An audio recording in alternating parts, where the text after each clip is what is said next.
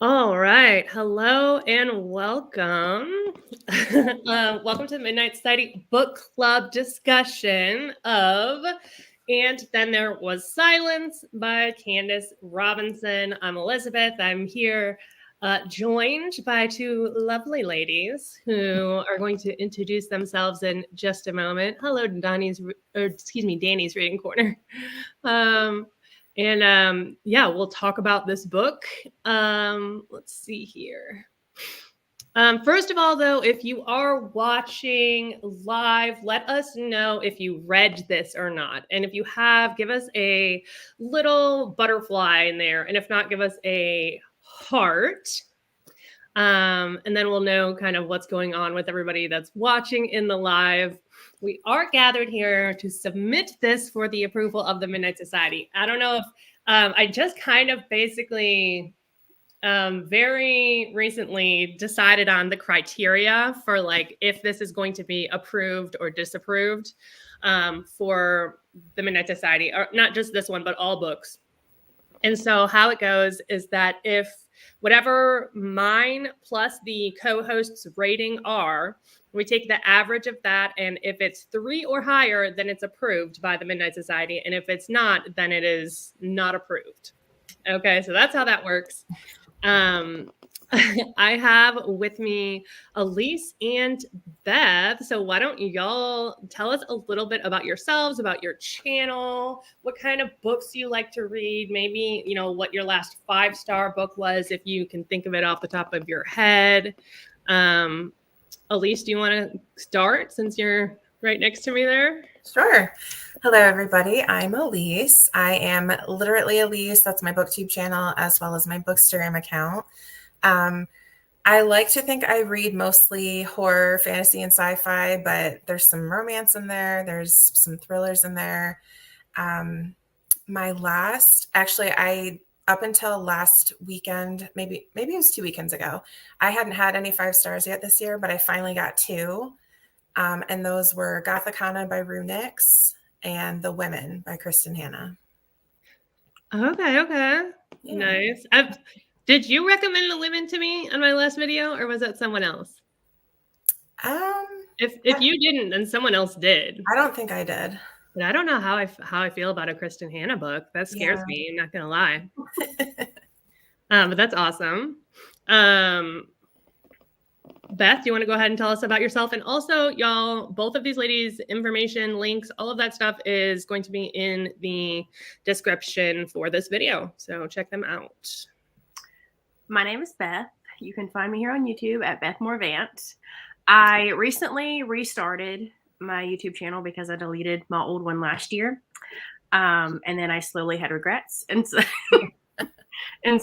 I missed the sense of community. And though I am on other social media platforms, I feel like YouTube has the best community. And so I came back. When it comes to reading, I feel like my most read genre is thrillers. I typically like the darker thrillers. So like police procedurals or crime thrillers. Those are my like niche in the thriller aspect. But I am a broad reader. I do read, I feel like, almost every genre, essentially. My last 5-star is kind of, okay, so I read Night Will Find You by Julia Aberlin. And I thought you had. I thought I saw you rate it on your Goodreads. Oh, did I rate it poorly? I think so. Not poorly, but not as... It wasn't a 5-star for me, but it was like a guilty pleasure thriller. I liked that one. 3.5. Oh, I gave it 3.5. Okay, I gave it 4.5. I really enjoyed it. And like the longer it sits, the more I regret not giving it a full 5, but that's one. And then another one that I recently read that I gave 5 stars was The Crucifix Killer, which is more of a book up my alley. It's very like detective, serial killer. Okay, that one I don't know. Type thing. And then also Confessions by Kane Minato. That was fantastic. And what was the other question? Was there something else? 5-star reads. That's kind of... Yeah, just kind of like what you like to read and about your channel and what other platforms are you on? You're on TikTok. I'm getting away from TikTok though. Yeah. Mm-hmm. Okay. Well, I'm glad that you're back on YouTube. That's exciting. Beth was one of my like first booktube friends, and so I'm glad to have you back for sure.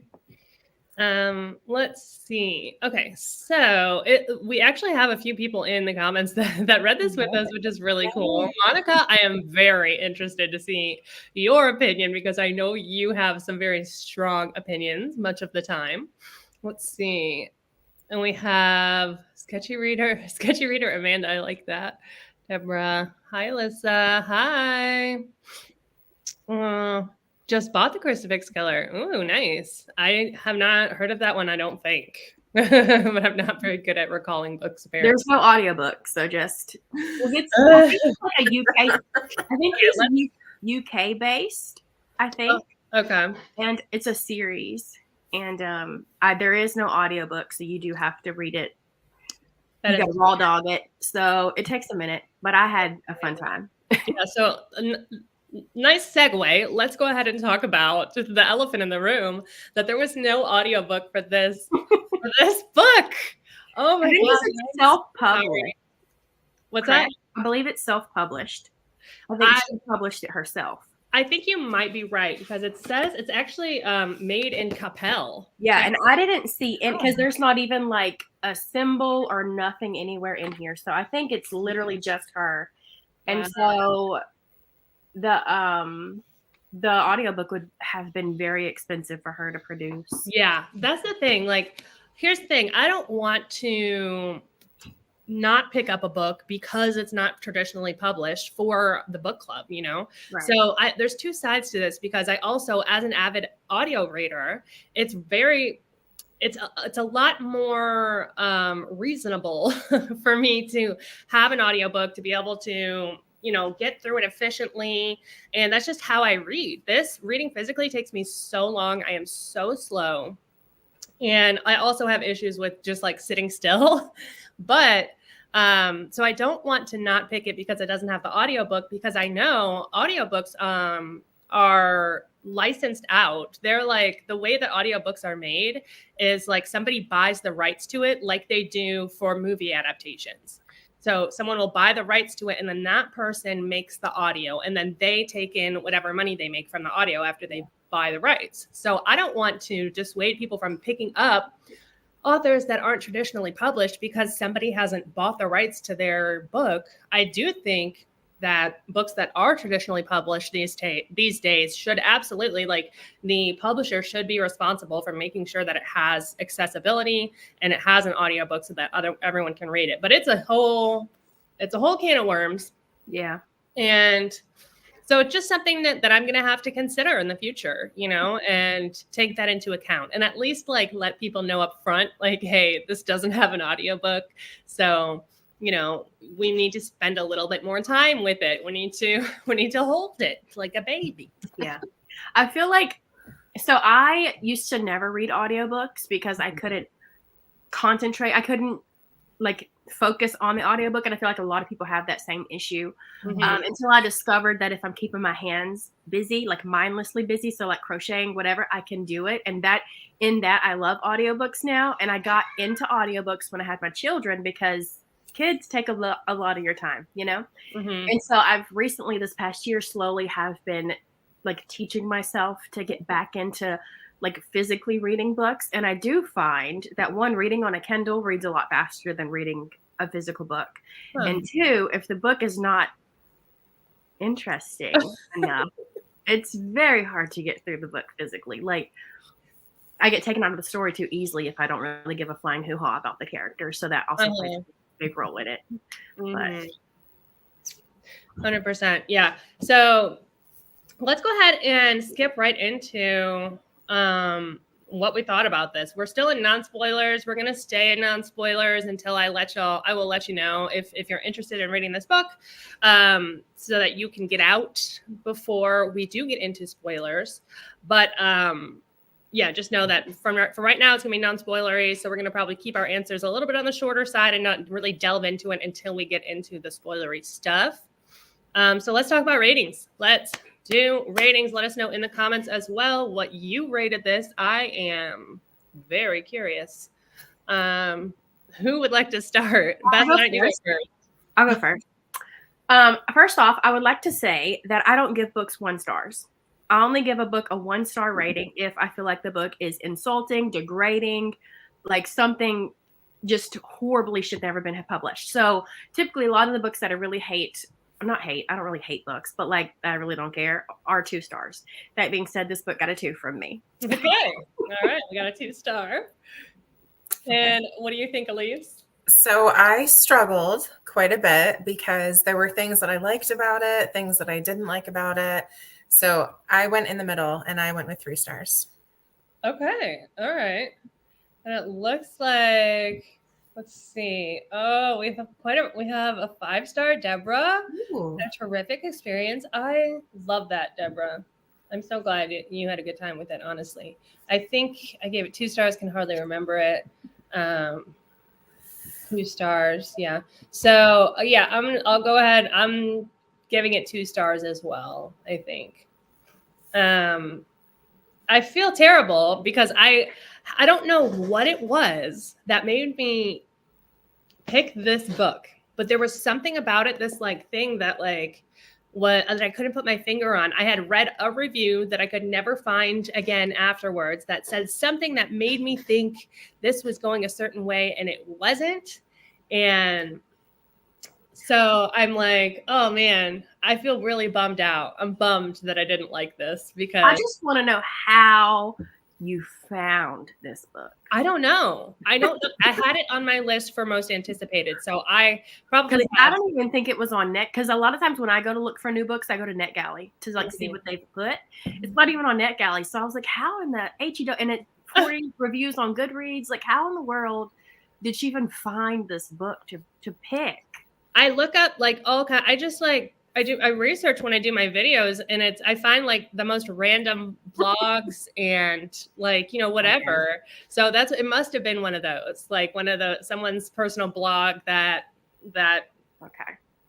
read this author's work, because so this author wrote mostly, I think, fantasy romance. Okay, like, that makes sense now. Yeah, she has several other books, and they're all fantasy romance. And this is, I believe, her horror debut. No, it's not. It is. That's absolutely 100% not. That is paranormal romance through and through. And the moment that the author touched her heat, immediate romance. No. You know what? I honestly did not hate the way she wrote her smut. I wasn't super mad about that. I agree. I liked it. Yeah, and I think what my issue was in the long run was that her writing style, first of all, her writing style made me feel like I had like 14 personalities. Mm-hmm. But also, I mean, it did. And then like also, I think it felt very 2009. Like if you read like Crescendo, was that how it's called? Crescendo, I don't know. You know, with the Fallen Angel series that we had back in 2010-9, like it felt like paranormal romance that was written back in the day, like Hunger Games era, but not like the paranormal ones. Yeah, there's like a book series that it reminded me of, like Crescendo, Silent. I don't even know. It has like the angel on the front. If you talking about like the Clockwork Angel, no. That's better. And I didn't even really like that. Yeah, I felt like what I liked about her smut is what I did not like about the rest of her writing. Hush, hush. Like, because she did like this, what made this smut good was like, it was like exaggerated and very much, what is it called? Hush, hush. Yes, Sketchy Reader got it. It reminded me of like the time of that, like with all these like broken and like paranormal YA, but it read very YA.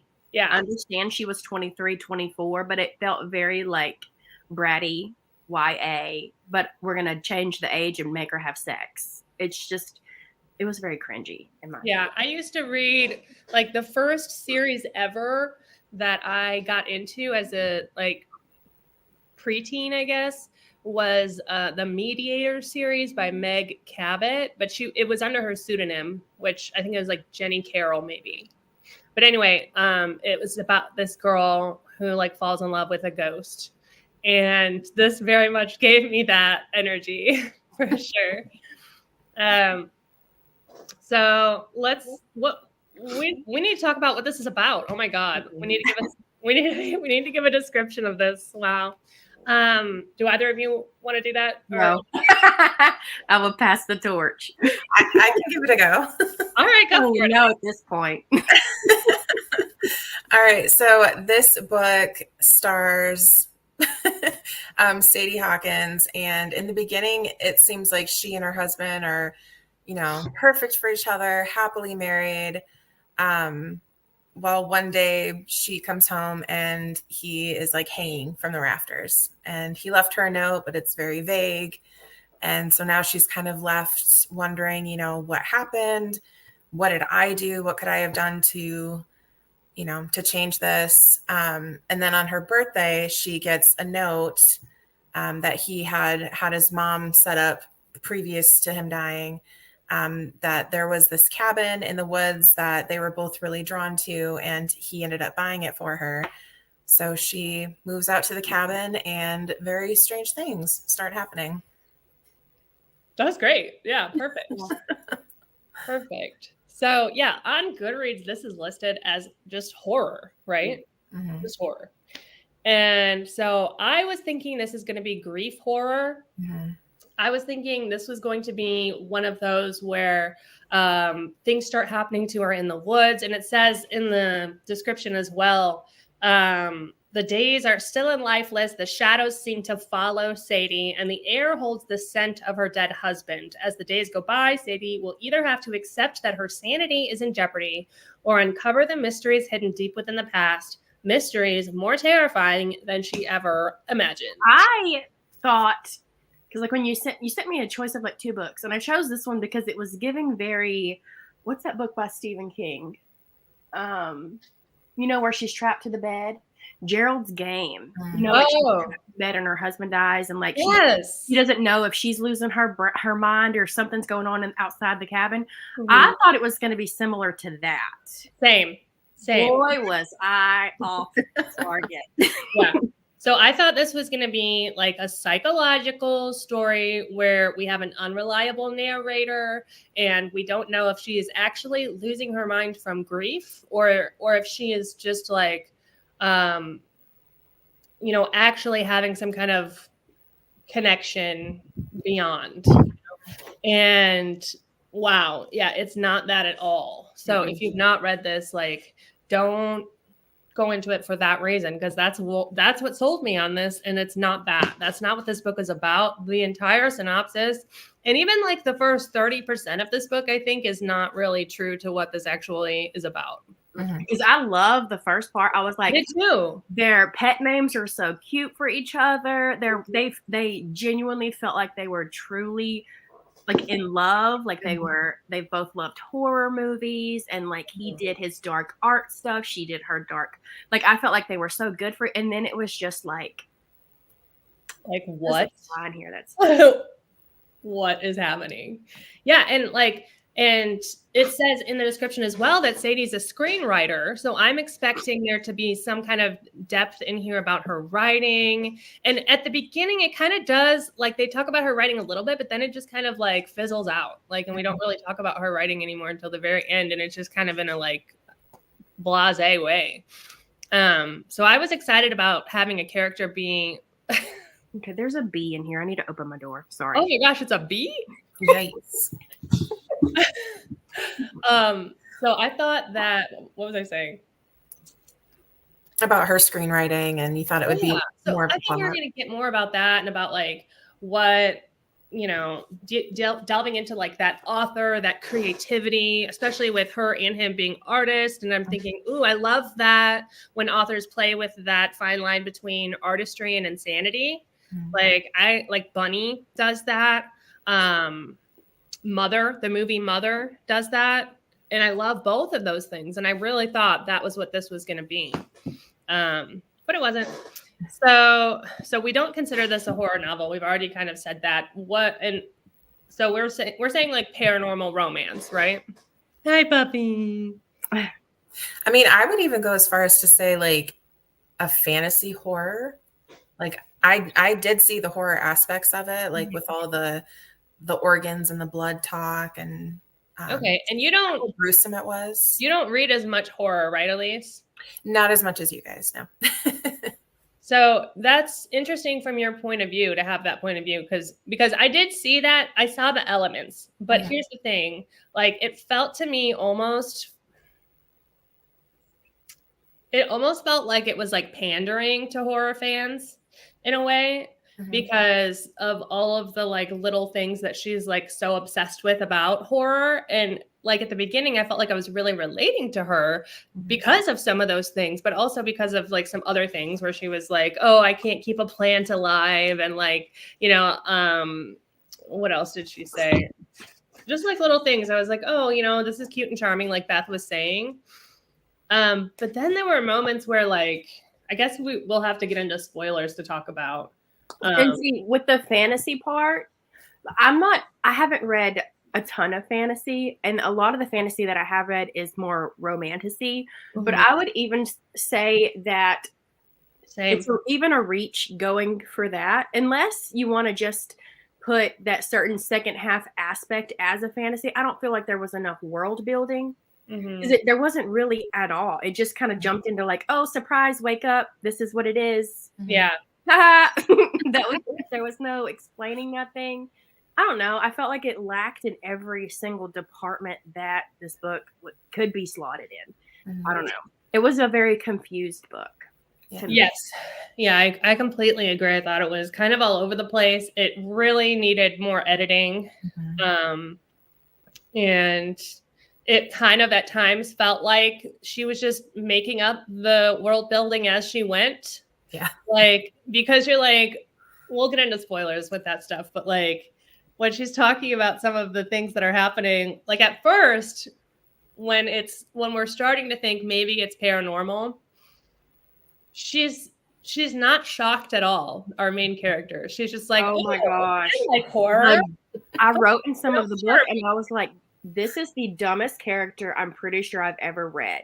Like, the quintessential like horror movie girl that's like, I heard a noise, let me go down in the basement and figure out what it is. That's her. That's her main character. And it was pissing me off. Like, I kind of understood because she was into horror. I'm not into horror as much anymore, but I feel like even someone who really is a diehard horror fan would still not do what she did. But then again, like if she didn't do it, it would be like the end. Yeah. I don't know. I felt like she was a very dumb character. Okay, I think we need to get into spoilers. We've already been talking for 23 minutes, so we're gonna just go ahead and get into spoilers because we need to. We need to talk about these things because what happened in this story? Oh my god! Also, Monica earlier we talked about this before we went live, but Monica mentioned that on Goodreads it has 43 ratings, but the average rating is like a 4.2. If you go and read some of those ratings, like I did, they seem like they're people that know the author, which would explain why they gave her a lot of high ratings. Yeah. And I mean, I don't blame them. I don't blame them or her for that. Like, correct. But I feel like I don't know. I felt like I was expecting it to be a really good book because I was like, wow, it has the high ratings, whatever. It's a horror. Yeah. But I think that might be why it has high ratings because it's a little amount of ratings that she has are from people that she knows. Yeah. Yeah. And I think that's something we have to take into account with Goodreads. Because obviously if it's only just like 40 ratings, then you're not getting as wide of a demographic of people. Let's see. Thought it was a horror book, not a dark fantasy romance. Yeah. How far up am I? I'm lost in the comments. I'm lost. Totally. See, even in horror though, I don't particularly enjoy paranormal horror. Even like with Stephen King, I know sometimes I don't slot him as horror. I just slot him as his own category. But even his like paranormally books are not my favorite of his. So that might also be why I'm just like, I didn't enjoy this one as much.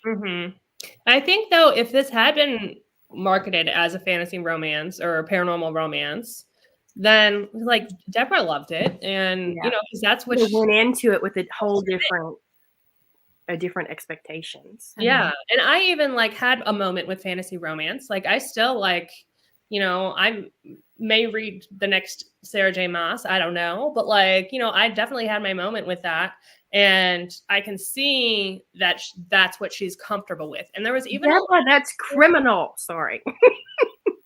it was criminal. Deborah's comment is criminal. Deborah, what? That's why she enjoyed it, because she knew what was going to happen. The heck? Wait, which comment? This one? Look, if I would have read the epilogue, I wouldn't have read the book at all, because if I would have known what she was going to do, what was the point of reading? Like, what was the whole? I mean, I know what the point was to reverse the hex. Yeah. But I So thought it was very stupid when she would, like, when they went into the glass casket like Snow White, and then they dreamt all the dreams, and then they woke up, and she automatically was like, "Oh yeah, I remember everything. I even remember what I had for breakfast in 1409." Like, that was a load of crap. That was the stupidest. I was like, "Are you kidding me right now?" This book immediately went from a 3-star to a 2-star. Like, this is a joke. That's what lost me there. it lost me when the trees started moving. And nobody else could see the trees move. Yeah. And like I read a page and it was like the most ridiculous thing. Why can't I find it right now? But it was like I forgot she was even a writer in this book. I wrote in here. I forgot she was even a writer. The trees were moving. There was something else ridiculous happening. There were like 3 ridiculous things happening at once. And I was like, what is happening right now? Mm-hmm. I was so confused. And then in the first quarter of the book, I felt like she was just repeating the same stuff over and over and over and over. Like, we get it. He smells like honey and sandalwood. Let's move on. It was just like the same things over and over and over. We get it. There are dead bugs outside. Let's talk about something else. Yeah, it felt like a tease. Get more into the story. Something. Yeah. It felt like a tease, but like it kept teasing, and then like the tease was like not like when we found out what it actually was. I was like, oh, yeah. And this part, look, I wrote there were sleeping animals. So there are sleeping animals that only she could see. The trees were moving; they weren't in the same place as they were the night before. And then this Kalina lady told her that she was marked. And I'm like, what is happening? This is like madness.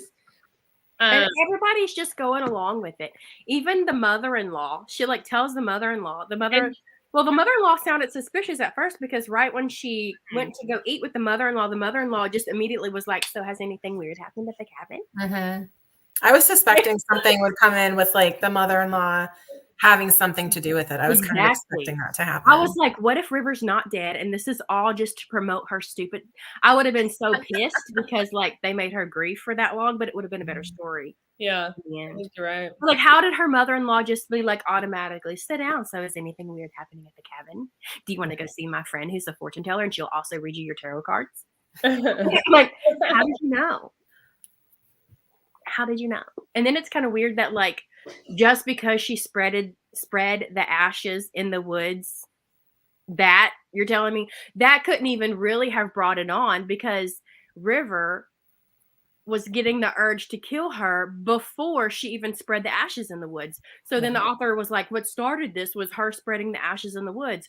Wrong, because River killed himself before that even happened, obviously. So how was it those woods that caused this to happen when really this all went down in Salem, not even in those woods? So like that part also didn't make sense to me. Mm-hmm. Yeah. And then all of the like past lives and all of that. And then at the end, she kills herself. She's like, yeah, I'm done here. You're having my baby, so I'm just going to go be with River. And then they even said at the very end that once the hex was done in their next lives, they won't be together. So like, did you just killed yourself for no reason? But okay. Well, I think she was talking about how she was afraid that she was going to take the baby. Yeah, she did say something like that. Yeah. And so like to protect her sister and her nephew. They just needed to put her like at this point. I don't want to say that because that sounds very mean, but at this point I felt like she might have needed to be on medication. Yeah. Mm-hmm. Well, clearly, she's, she took her life. But like, I do feel like at the beginning, I was like questioning because she was saying when she was writing that anytime, so like River and River's mom, I think was it, like scared her, right? They did that prank on her. And she was like, River was like, I hope you're not mad. And she's like, no, I'm exhilarated. And then she like went and started like writing. And so I was like, does she have some kind of pathology where like she has to feel disturbed or she has to have adrenaline in order to have like her creative writing, like to be able But to be she was only writing the stuff. So like when she wrote the stuff after the dinner party, she only wrote what happened at the dinner party down. And then in her screenplay, she was literally only writing the stuff that was happening to her down. So she didn't have a creativity bone in her body. She was just plagiarizing what was happening in her real life. Well, I don't know if it's plagiarizing, if it's you know what I mean, but like she's plagiarizing the fates of who's controlling her strings, because So it's more like she was journaling than anything else. exactly. She was writing a screenplay memoir. But she couldn't come up with anything, so she was just copying what was already given to her, essentially, by whoever her god is. You know what I mean? And that, like, I feel like there were like 6 good ideas for stories in here, and like that's one of them. Yeah, I really like fictional witchy books. I have a whole shelf on my bookshelf of like Practical Magic and Witches of Ash and Ruin and Year of the Witching. And like the Year of the Witching, if you're wanting a really good witchy fantasy book, Year of the Witching was pretty good. This, take the witch stuff out because you did nothing. To me it didn't make sense. And it just kind of felt like she probably started writing this book and then she was like, I have no idea what to do, so she's gonna get in this casket and wake up and be a witch. Yeah. And for anyone who did not read this but is still watching, she's a witch. We didn't mention that, I don't think, until just now. But yeah. And then she was like kind of throwing stuff at us at first, like when it was talking about like her dad was a witch, but her mom was not a witch, but her dad was in a different coven than Old Rivers, whatever his original name was, his family, right? And so were the covens against each other. And so like her dad was attacking River, and so River's coven was attacking, and then it was just like everybody was attacking everybody, and I was getting confused, and then the author kept calling River a different name, which I understand, it's the same person essentially, but I felt like she should have just kept with the same names. What was she calling him? Because like they were saying, what's his Jasper? It would be like, Sadie and Jasper, his past life. And if you're gonna call her Sadie, call him River. I don't know. It was kind of confusing. Or she'd be like Harlow and River. I don't know. Like she would put the wrong. I don't know. The more I talk about it, the more flamed up I'm getting. I mean, it can get lower than the 2-star for me because there's nothing like insult my mama or anything, but still. Yeah. Jasper, and then that makes me think of Twilight. Yeah, that was a better. I should have said the Twilight era, not Hush Hush. But you know what I mean. It just reminds me of back then when we would read those like random paranormal romances during the. Yeah, and here's one thing that I didn't catch on to until the very end, because he kept saying like all of this like really vague, like insinuating wickedness. He's like, it's so wicked. Don't be wicked with me. And I'm like, what's wicked that they're actually doing other than they're witches? But why does that make them wicked? And I didn't understand that there was this connection between the spirits in the trees and the essences that she stole in Salem that Sadie was stealing. So apparently she went on some rampage in Salem and she was snatching up essences, and which I don't even understand that part. Which I guess like the author really failed. Yeah, and just truly explaining you can't really make it a fantasy book and just not tell us anything about the world that this is set in. But so those spirits that she had taken, I guess, was she killing them and then taking their that's the part why I don't know. Was she eating them? Is this like a hocus pocus situation? I don't know. I don't know. But and then how did they know when they put her sister in the casket? How did they know her sister was going to have powers after she came out of the casket? Well, I think because they didn't have powers because Ada made it that way. But they didn't, that part wasn't ever stated until they got to the part where Ada was put into the casket. Mm-hmm. I don't know. It was like, oh, I forgot to add this in there. I'm going to put it in here right here. I don't know. I felt like it was just, it was very weird. Well, And then she was like writing down all of these, like, what is it called? Abracadabras in her little book, trying to figure out which one was the right one. And then she's like, you know what? I got it. You just got to kill River. Yeah. Where did you get that idea from? How do you know that was, like, you didn't know anything the chapter before? You had no, out, please. Out. Not right now. Daddy's in the shower. Get out and shut my door, please. Sorry. But like, she didn't know anything prior. So she didn't know what kind of spell to use. But then all of a sudden she's like, you know what? I know what it is. You got to kill River. But who? Well, because their memories came back to them, right? But I don't know. I don't remember that part. Like, they got their memories when they were in the casket. Mm-hmm. Right. And then out of the caskets when they go back to the cabin, and she's like writing all these spells down and trying these new chants and stuff. And then all of a sudden she's like, I know what it is. You have to kill River. I wouldn't put all explanation did not hold up. You know, and so it was like, well, how did you come up with that? And how do you, like, I'm glad it worked, because if it wouldn't have worked, she would have killed River for no reason at all. Mm-hmm. Yeah. Even like after, even before all of this like weird stuff, like I was just annoyed that River, when he was like coming to her in the night, was just being so vague and so like teasing and so like he's like, I can't tell you, leave me alone. It was so getting warmer. Are we 7 or what? That annoyed me. I was getting pissed off, especially like every time we thought we were getting stuff, and then it would be like, oh, she woke up. I was about to DNF the book. Well, I was starting to wonder if he, because of the hex, like he couldn't come out and tell her, like she had to get to that conclusion on her own.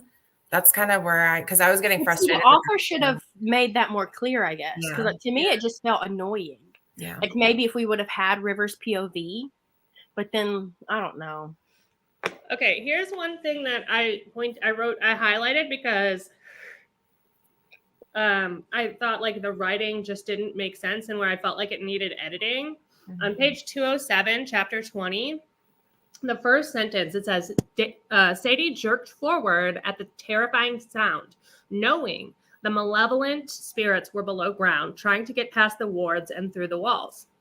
And so then literally on the next page, the next page right here, 208 at the bottom, it says, no shadow, no smell. A terrifying thought crossed her mind. What if the spirits had managed to break through the wards to get to him? No, he's safe. He has to be. And so I'm like, how? So she's saying at the very beginning, she knew that these spirits were trying to get in. And then it's like, oh, something crossed her mind. Like she hadn't already known that. And she's thinking, oh my gosh, what if the spirits are trying to get him? And I'm like, we already knew that. Like, that's something that like just didn't make sense to me as far as like editing. And I feel like as well, the spirits and stuff, what did she even call them? Fiends, I think. Well, those were the good ones, weren't they? That were like trying to protect. Yes. I felt like we needed more into that though. Like with the spirits and the shadows and like, I don't know, maybe I glazed over it instead of her constantly repeating what River smelt like and constantly repeating the first section of that dream 20 times. She could have constantly repeated the info that I might have glazed over because I her. Yeah. So from my understanding of that was that the fiends were the rest of the essence of the animals who were asleep on the ground. But so I was thinking that the spirits were part of River's coven. Oh. Was that? Because why would the spirits want to attack? Because wasn't it River's coven that was attacking her and whatever? Yeah, but no, the spirits were the people that Sadie / Harlow sucked the life out of in Salem. Oh. And they were like trying to get their revenge. Those were the silver ones that were moving the trees. Oh. And then she said, like, if we didn't reverse this hex, these spirits are going to literally just go into the world and kill everybody. Yep. It just, I don't even know. So so all these lives that they had prior, because like she said, like they would constantly die at 23 and then they would like be reborn again and have another life. So all these years that have passed, what woke these spirits up again? Like, why didn't they wake up in the past lives? You know, like, did they finally just now woke up? Oh, because he killed himself, so he like did things out of order. Okay. So That's right. like He broke the cycle or whatever. Yeah. Which was stupid. Like in the long run, if you think about it, that was a stupid idea. I mean, I definitely feel like it felt like, you know, the explanations were being made up as she went. Well, see, this is the thing. I feel like overanalyzing is part of being in the book club, but somebody said we're overanalyzing the book. I feel like that this is the thing though that really sucks when it comes to finding self-published books. So like if you go into a Barnes and Noble and you buy a traditionally published book, you know that book has been through so many people to get where it needs to get to. And so, you know, there's a bigger chance that you're going to enjoy that. So you'd probably have to read 4 books from Barnes and Noble to find 1 5-star, you know, versus going into these self-published books. Nothing against these authors, because all authors have to start somewhere, but we would have to read like 45 of them to get to like a gem. And that's the thing, really like sucks. You don't want to say that just because it's not traditionally published that it's bad, right? But certainly there are more books that are bad that have not been traditionally published because somebody hasn't picked them up, right? You know, and it should have been. And I don't want to say this either, but she's written many other books, and to still not have, maybe that was a sign. Yeah, I was surprised that this wasn't a debut. What was that, Alees? I was very surprised that this wasn't a debut. Like based on the writing style, I was like, well, I'll give her some, you know, some leniency because it's probably her first. Yeah. This is her 14th book. Ooh. Yeah. I don't know. But you gotta give her some credit. No, it's not. I was like, this is her 14th book. I should have flipped one. This is like way longer. She's got a long backlist. That should have. I mean, I feel like honestly, and like you were saying earlier, if I would have read this and been like, do I want to take this and put this on an audiobook? Absolutely not. I don't know. It just really sucks that it sucked. But honestly, I felt like it was 2 books. I felt like part 1 and part 2 should have been 2 different books and each been differently. And to make it work as a fantasy, we would have needed the part 1 to actually be set back in 1603 or whenever the hell the original drama went down. Like we needed to see that. Like I don't know if y'all have read Manacled, but Manacled is in 3 parts. And so like the first part is the now, what's going on now. And like you're reading it with a certain point of view, I guess. I don't know how to explain it without spoiling anything. But then it goes into part 2 and it takes you back to the beginning to like where it all like was, where the war started and how Hermione got to where she got to. And then so part 3 reads differently because you know. So I feel like this should have been done like that. So part 1 should have been the whole part 1 of this where like River hung himself and she's going to this cabin and stuff.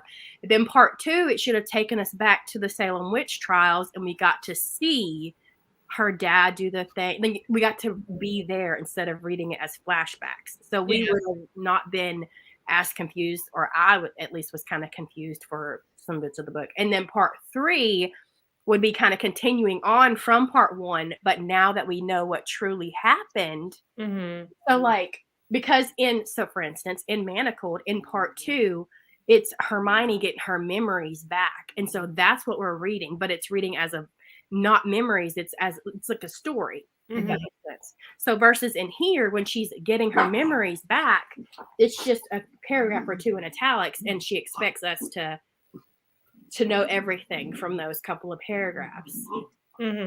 Yeah, I completely see your point. I think that's a good critique and something that could be helpful moving forward. Like that kind of formatting, I think really would have worked, because when they first started talking about Salem, because they didn't immediately go into Salem. No. They went into like, when she started remembering, she was like, I remember this life and then this life and then this life and then this life. And then way before that, I remember Salem. And Salem was the first life where like all of this happened.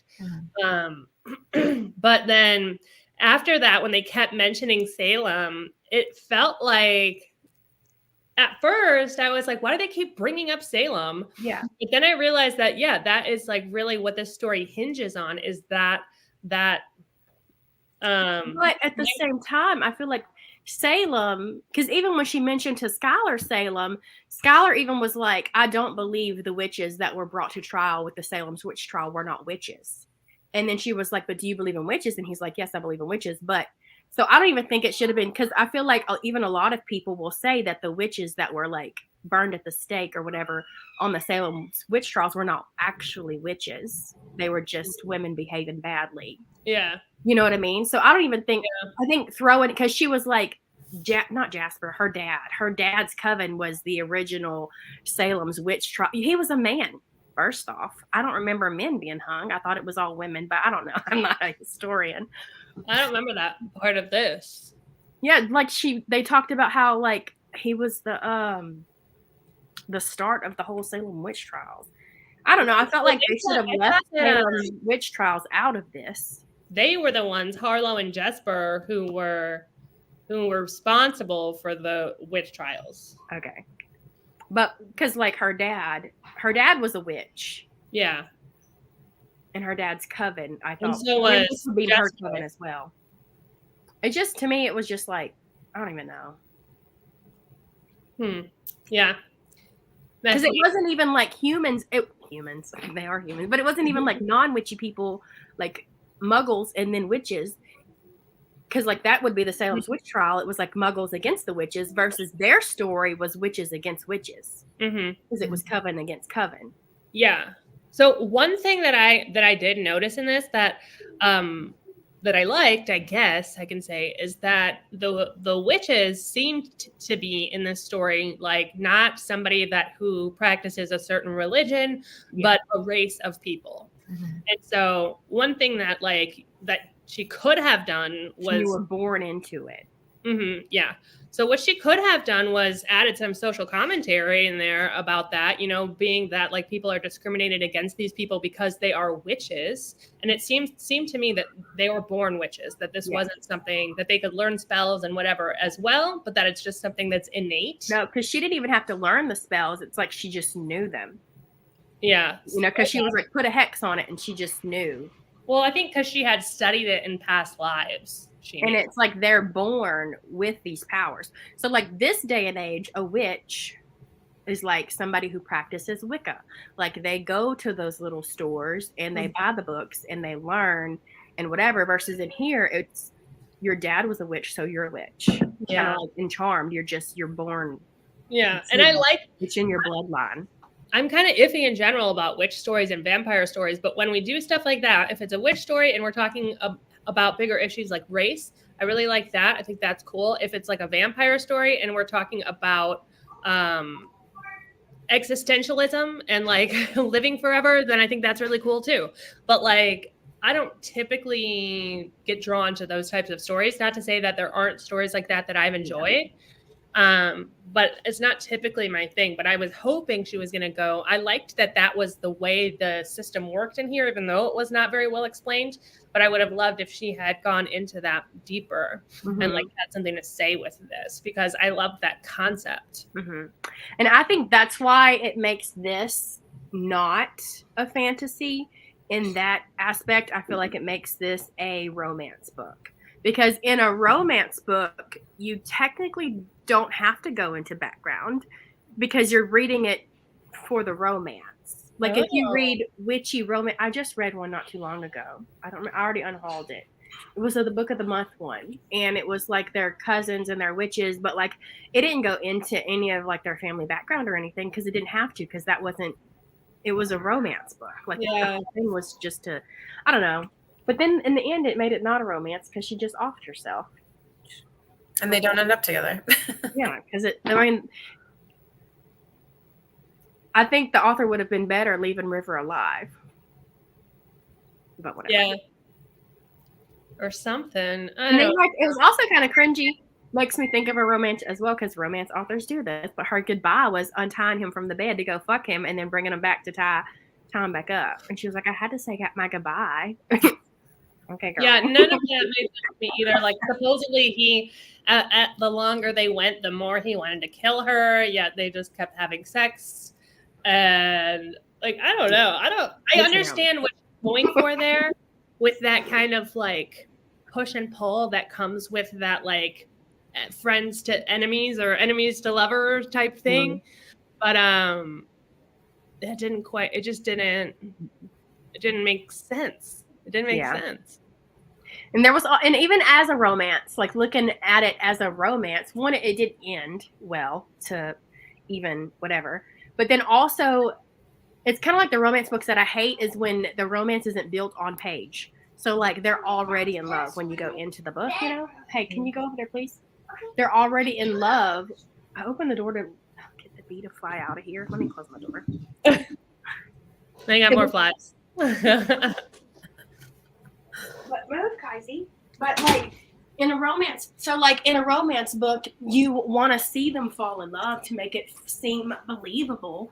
Versus in this book, they were already in love. So if she would have taken the minute to like add maybe, I closed the door because Emerson keeps coming in here and she's not dressed. Let me find out. Or whatever. So what was I saying? I don't even remember. Thanks. Oh no. No, I don't remember. Adult romantasy. Yeah. Oh, so she could have like, what was their original names again? Jasper and Harlow. She could have even made like part of the book them falling in love, and like then we believing it there, and then but then it was also hard to like believe that Harlow was Sadie.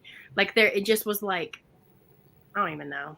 It was not executed very well, in my opinion. Because Harlow was like wicked and Sadie was not, right? And then she was like battling with that too, but like how she wanted to lean into the wickedness, but she didn't. And even like, I don't know. I feel like if I were to be writing the book and I was making these same people be reborn again, what is that called? I would make them even look similar to their past lives. They didn't even like look similar. I don't know. I just felt like I don't think you need to look similar. But I feel like, I don't know. It's kind of like Anne Hathaway and the William Shakespeare situation. And you know, like William Shakespeare was married or in love. I don't know if he was married. Was he married?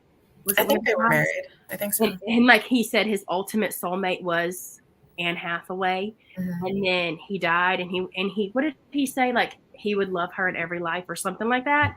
And actual Anne Hathaway to this day, her husband looks like William Shakespeare. Wait, that's what? the kind of romance I would read about.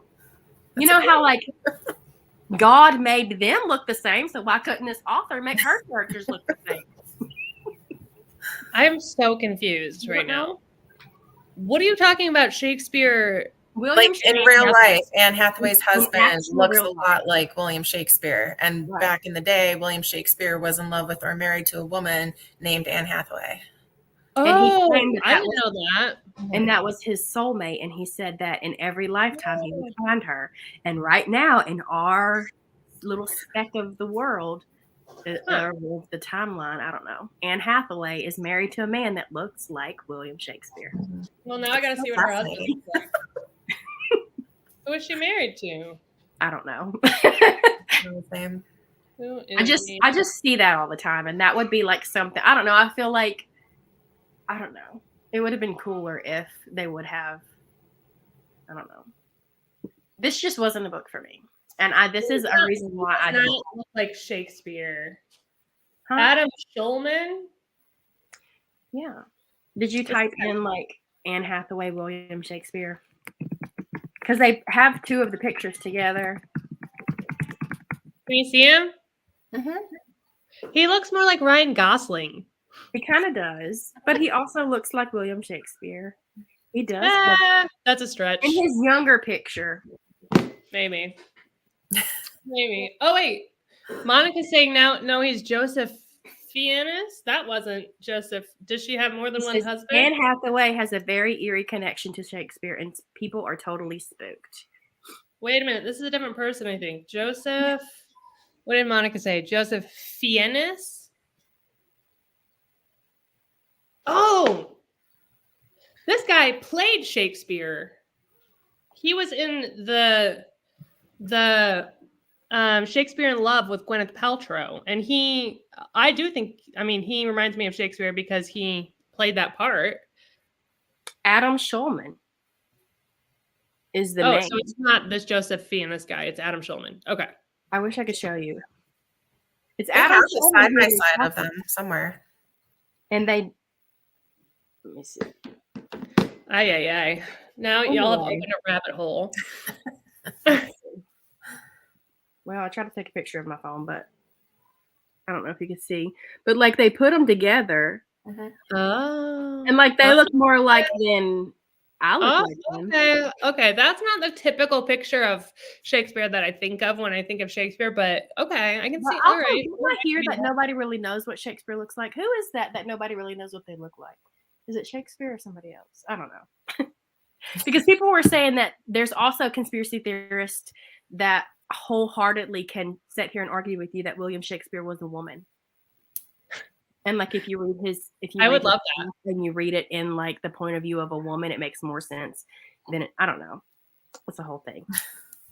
That sounds like a fun theory. Monica even said she don't think it. I think William Shakespeare is one of those that people are not 100% sure how he looks. But anyway, I digress. Yeah. All right. Well, is there anything else about the story that y'all think we need to mention that we haven't not touched on? Like, I think we need to start maybe wrapping it up. I think we know. I think we've been very clear about our thoughts on this, unfortunately. But yeah, there's nothing else really that I can think of off the bat. Also, there was another thing. How come when the spirits and stuff would come up, she couldn't touch them? You know, like she would try to feel and she couldn't. It would be like she would go to touch them and she would just feel the wood of the floor, right? Like she couldn't feel them, the black spirits. Whatever. Like when River was out in shadow form. Yes. You know how like she couldn't touch him, she couldn't feel him, but how come he could write in the sand? Oh, I don't know. He could. It don't make no sense. Yeah, I don't know. How could his little ghosty finger make words in the sand, but she couldn't feel it? Him. I don't know. Yeah, that's another thing that doesn't quite add up. Yeah, Monica, I think we're friends on Goodreads. And a lot of the times when I go look at books, I'm like, well, Monica gave this a 3-star, so it can't be that great. Because like Elizabeth said, I do feel like Monica is very brutally honest with her reviews. Monica, I feel like, has opposite taste from me, too. Like every book that I'm obsessed with, I'll find on Goodreads Monica's review, and it's like 1 star, terrible. Okay. You are, you're welcome to have your own opinion. That's what is the joy of books. It's like, and never mind. I was going to say something, but I'm doing a video with another creator and I'll wait and say it in that video. Because she's like, I'm doing a video with another creator who has 100% opposite taste as me. But I feel like I am like if the book could like legitimately suck. Okay. But if I had a good time, I'm giving it 5 stars. I'm giving 5 hoo-ha. But she, on the other hand, will be like, yeah, I didn't like this character, 1 star. I'm just like, God darn. Who pissed you off? That should be an interesting matchup. Yeah, we're gonna read each other's worst books to see if they're our new favorites. Nice. I love that. Okay, so let's go ahead and talk about, and we're gonna get to next month's as well. Sorry, I saw that comment on there. I'm gonna announce that in just a second. But for right now, let's get to our results. Let me get my calculator out because I'm not good at even the simplest of maths. So I gave this 2 stars. Beth gave this 2 stars. Alees gave this 3 stars. Is that correct? Yep. Okay, so that's 7 total. Wait, mathing. 7 divided by 3, right? Divided by 3. So average of 2.3. This is the first one this year that is not going to be accepted into the Midnight Society. I am so sorry. And there was silence. That is just The way the cookie crumbles. So Gotta have duds, you know. I'm making a book blanket, and I read a lot of 5 stars this year. It's weird because a lot of people are. I mean, I haven't read a ton of books. I've only read 26 books, but I want to say like 10 of those are 5 stars. And a lot of people are like, I haven't read a single 5 star this year. I have not. My whole book needs diversity. I need some different ratings. I mean, my blanket. I'm making a blanket of like all of my book ratings. And so like each color is a different whatever. Anyway, and it's a pink is 5 star and it's a majority pink blanket. I need some. Like you're making like a quilt? Let me show you. No. I mean, that sounds like a really cool idea. I don't know if you're a sewer. No, I don't sew. That is one thing I would like to do, but I do every other craft besides sewing. Yeah, I know that. This is my book blanket. Hi, Pupper. Ooh. So this like an Afghan? Is that what they're called? Yeah, it's crochet. So like pinks are all the 5 stars that I've read. And so I need more like other colors. So this is I'm caught up besides this book because I finished it this morning. So I can add another because a green is a 2 star, so I can add another green row right here. What a good idea. I love that. I know, but if I go into a horrible reading slump, it'll just be a scarf. Yeah. I am bummed though, because like I feel like if this book would have been written better or better edited, longer. I liked the idea that Beth had about like the parts, and like if we started with the initial part and it's like, and then we jumped into the Salem and all the past lives. Like when she was in the casket, we should have got a whole section of the book. Like this really truly like, because I did enjoy the story. It was just missing a lot for me. So it really could have been a 4 star if it had just been edited better. It was going to get a 3 star from me until like the last one, when it was like to the point where she was just throwing stuff in, like, because I felt like the first part of the book was, it would have been like, it was going to be a good book. Because even my annotations, I was like, yes, I love this. He's so cute for her. I want to know why he did this or whatever. And I was even sad for her for a little while. And then it got ridiculous, you know? And I was like, are you serious right now? Be so fucking for real. I even wrote that at one section when she was like, I hear something in the woods. I'm about to go find out what it is. Well, yeah, I think this was an instance of like where marketing and having the right expectations going into this certainly could change the way, you know, that your experience with this. And I think that, like I said, there were some really good ideas in here. But I felt like there were so many ideas and just going so many different directions at the same time that it just didn't come together in a way that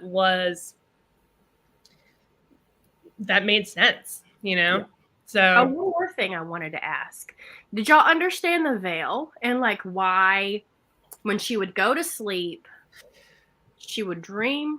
Was she dreaming about it or what? Like, I don't understand like that part. And then she would wake up and the hole in the ground would be sealed off and stuff. But then it would like midnight would come, the music would play, she would go back to sleep, start all over again. But like that's what I didn't understand. Like that to me didn't make sense with the whole story. Because if she's just a witch, why is this other like reality, other realm happening at midnight? That didn't scream witch to me. That screamed, I don't even know what you're talking about, girly pop. Ghosty. Like ghosty?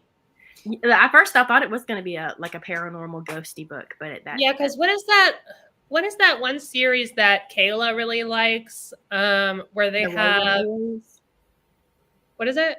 The Raven Boys.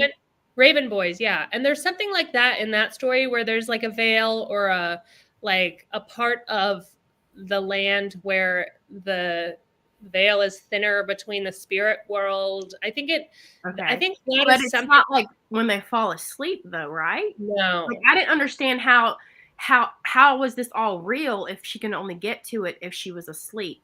Like if you know what I mean? Like if she was a witch in real life, why is it she can only see this stuff while she was asleep? Why wasn't the veil just something that happened between, I don't know. I just felt like, why would it disappear when she would wake up? I think it was like their essences, because their bodies were still like back at the cabin. So kind of like the animals that were sleeping, That's kind No, of what that didn't make sense to me. I didn't like that. Okay. I didn't think of their that, at least. essences were separated from their bodies. So it was still a real experience. They were just like on a different plane of existence type thing. Oh, I don't like those kind of books. Maybe that's why I was just like, I like that. I'm too dumb for some of the stuff like that. My Okay, favorite show is Charmed, so I was kind of low-key upset. Like Charmed and Criminal Minds. If you can give me a book, that's the reason why I like those crime detective thrillers, because Criminal Minds is like my soul. But my teenagehood, Charmed through and through. Like I watched Charmed growing up too. On repeat. And so like when I first was reading this book and I was like, oh, she's a witch, but it was like it didn't hit, you know, and that also kind of makes me sad. I don't know. And even in Charmed, they have alternate. They go to like because Phoebe gets stuck in, what did you call it? You know, like, and there was an episode where she would hear like 20s music, and then like she would get choked, but it was someone from another realm. You know, like a parallel world. In existence. It was past like life. Her past. That's what she should have took that episode and made it the book. Is what another she did. It was like from her past life. So in Phoebe's past life, her ex-husband was trying to kill her. Her husband was trying to kill her, and Phoebe in this day and age would like go into and he would trying to kill her in this life. So then they had to cast a spell to send Phoebe to her past life so she can stop the loop of, you know, and that's how this book should have been written. Yeah, that would have been good. That sounds good. Killers of the Flower Moon. Yeah, so this is what we're reading next month, y'all. Killers of the Flower Moon by David Grayan. I am going to be joined by my IRL BFF, Sandy, who joined me last year for the book club as well. Is this a true crime? This is true crime. I have it. Hold on, I have it. I just didn't grab it. Where is it? Oh, man, I have it somewhere. But yeah, it's true crime, and it's the story of the origin story of the FBI, essentially. Okay. It's following the Osage, I think it's called Osage peoples or indigenous people murders that happened in, I don't know where it was set, actually. I want to say somewhere in like the Ozarks, but I could be completely wrong about that. But they just had an adaptation came out at the end of last year, the Scorsese movie. So I really want to see that, and I want to read this book so that I can watch that movie. So we are going to be reading this next month, and then we will. I don't know the exact date and time of the live show yet, but it will be at the end of April, maybe April 28th. But I'll give you all more information soon on that. Let's talk about y'all. What do you have coming up? What do you have going on that you want to let anyone know about? And again, if you weren't here earlier, I'm going to mention that I do have all of their links in the description down below. So you can check that out to go follow either one of these lovely ladies.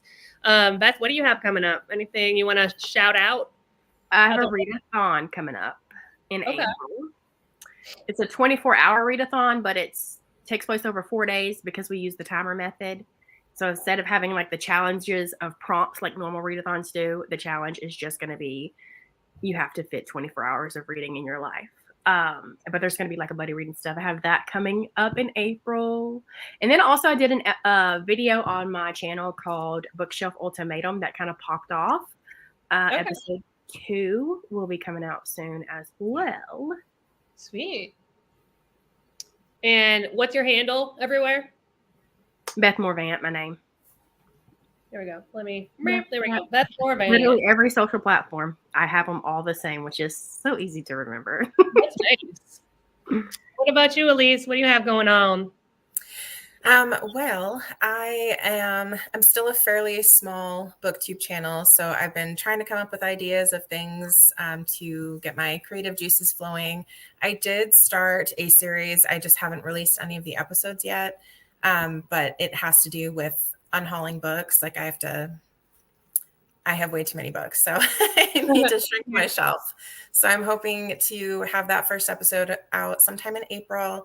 And then also April 22nd, I will be joining Gwendolyn Kensinger over on her podcast, Talk Bookish with me, to discuss Murder Road. So it's going to be a pre-recorded episode, but that is when it airs. Oh, exciting. Is that the new Simone St. James book? Yep. Okay, cool. Yeah. That's exciting. I love Gwen as well. I'm really, I will definitely be listening to that. That's cool. I love her podcast. All right. Well, I think that that about sums everything up. Thank you, ladies, so much for reading this book all the way through. Oh my gosh. I was completely anticipating one or both of you DNFing this to be completely. I almost did. I almost did, but then I was like, I would feel bad if I did. So I wanted to. I was, if this was not my book club book, I absolutely would have done DNF'd this. I wouldn't. Last night when I messaged her, I was like, this book is pissing me off. I was not going to finish it, but then she was like, oh, you just wait. I was like, I guess I got to read more. That's why I tried to give you encouragement in the group text. I was like, we're in this together. I was like, I needed to know what was going to happen, so there was no way I was going to DNF it. I was like, what's happening? Oh, man. All right, y'all. Well, I'm going to go ahead and end the live. Thank you to anyone who came and watched this live with us. Thank you to anyone who is watching the replay. Oh, it is in Oklahoma, Sarah says. Thank you, Sarah, for the Killers of the Flower Moon. And yeah, that's going to be it. Don't forget that life is short. So read Riley. Cheers and goodbye.